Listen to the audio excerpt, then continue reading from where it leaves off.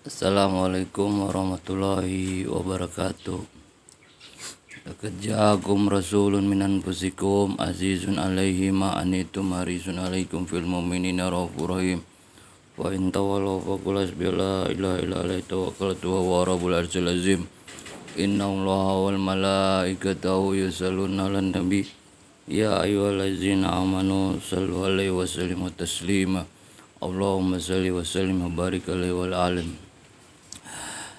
Assalamualaikum warahmatullahi wabarakatuh, saudara-saudaraku, teman-temanku sekalian. Jadi kita sering sharing saja dulu ya, cerita-cerita agak ringan. Jadi di akhir zaman ini yang kita pahami dulu, gunakanlah waktunya kita itu untuk belajar memahami tentang rukun Islam, iman, ihsan, alamatus sa'ah. Inti-intinya saja kita banyak belajar. Yang saya katakan itu bahwa Islam itu ilmu syariat. Sebagaimana sudah saya jelaskan tentang ilmu syariat itu bagaimana.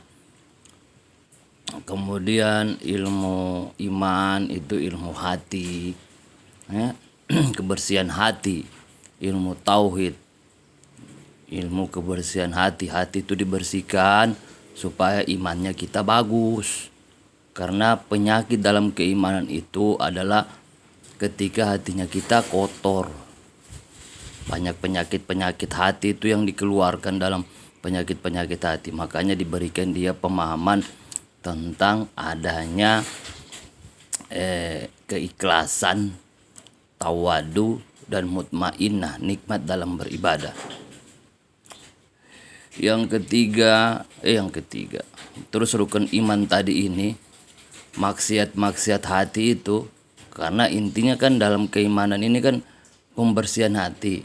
Maksiatnya itu di dalam kita bermaksiat, kalau dalam ibadah hati, sombong, ria, angkuh, sifat binatang buas, merasa apalagi binatang buas, nafsu yang berlebih-lebihan, yang ingin menguasai segalanya itu, rakus dia dengan segalanya, baik itu dari jabatan, tahta, pemerintahan, ekonomi dan sebagainya, sosial, semuanya maunya dia yang didengar, maunya dia yang berhak, maunya segalanya dia.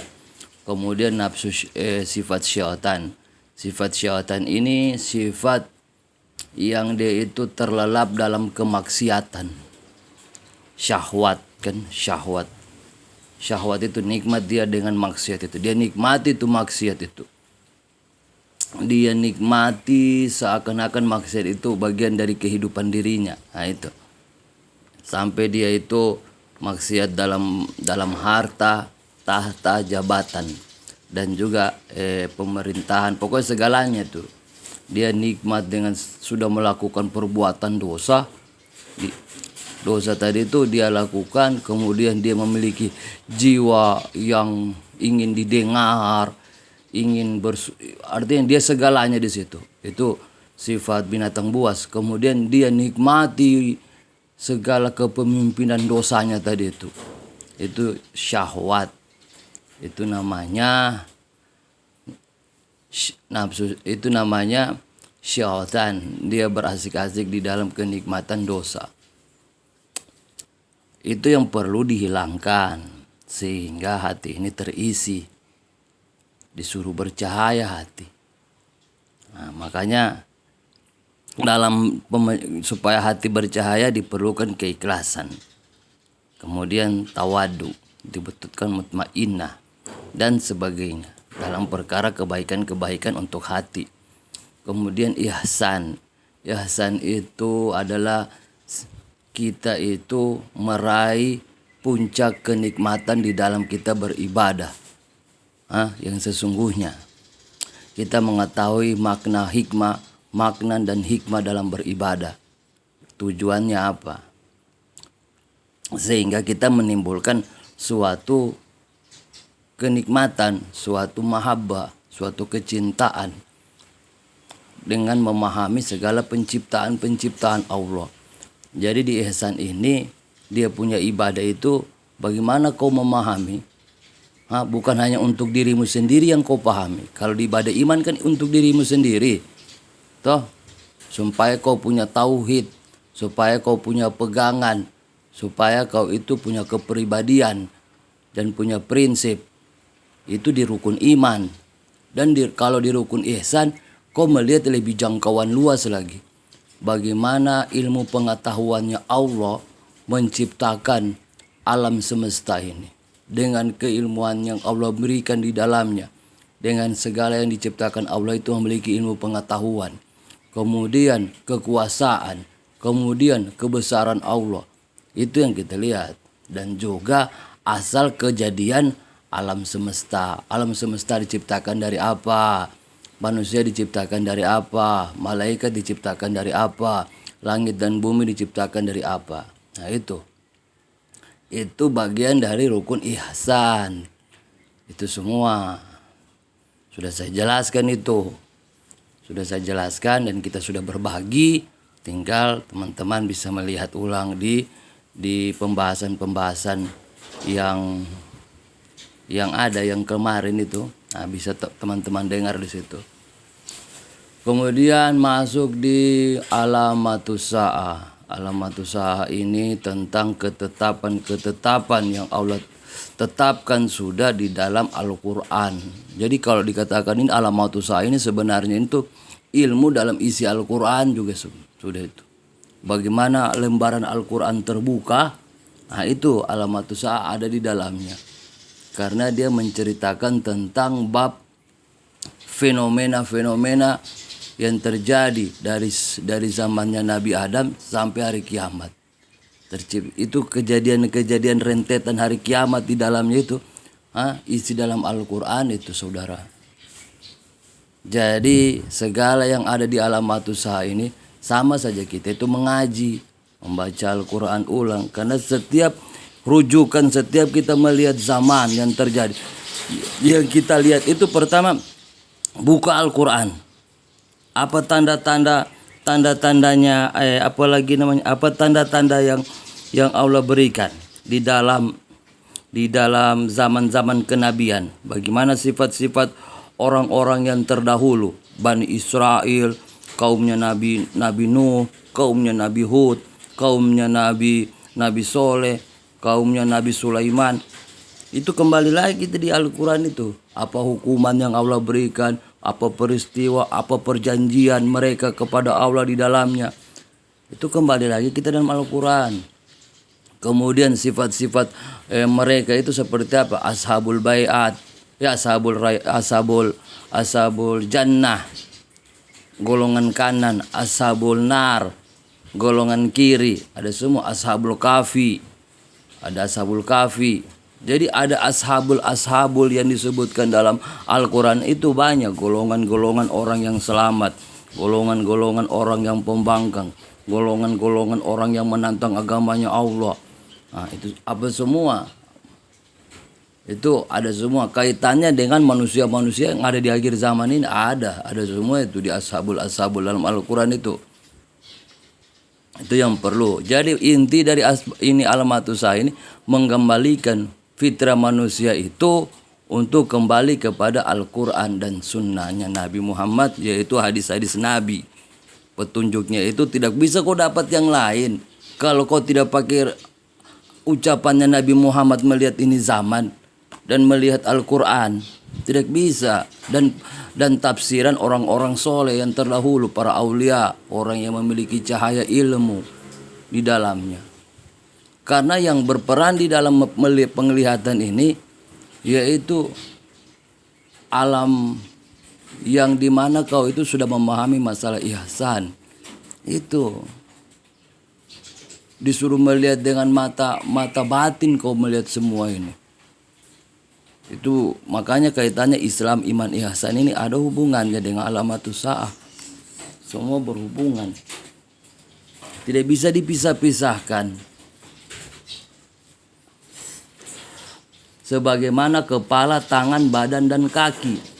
Kepala itu apa? Ada dalam satu tubuh dia itu, kepala, tangan, badan, dan kaki. Islam, iman, ihsan, alamatus sa'ah.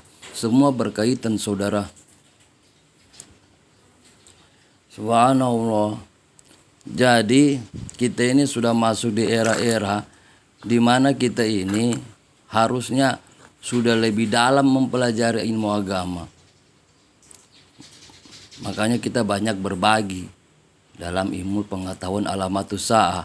Masih diberikan kesempatan kita untuk bisa berbagi hal seperti ini. Dan teman-teman juga mencari kajian-kajian untuk bisa dikumpulkan sebagai referensi buat teman-teman memahami zaman ini.